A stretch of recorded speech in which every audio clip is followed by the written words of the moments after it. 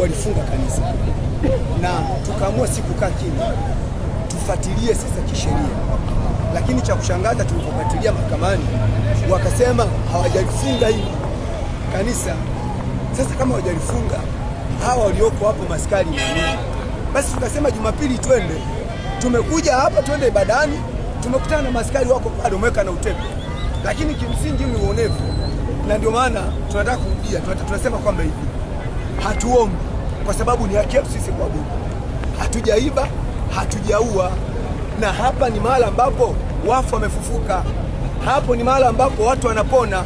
Hapo ni mahali ambapo watu wanafungisha ndoa, na ndio maana hata serikali inatoa leseni za kufungisha ndoa, sio kama unanielewa. Ndio maana hata serikali inatoa leseni za kufungisha ndoa. Hebu jaribu kuwaza sasa hivi hapa ndoa zihitajiwa kufunga. Leo ni Jumapili ya pili, hakuna nini kinachoendelea. Wanajisikiaje watu? Ndio maana sisi tunaiomba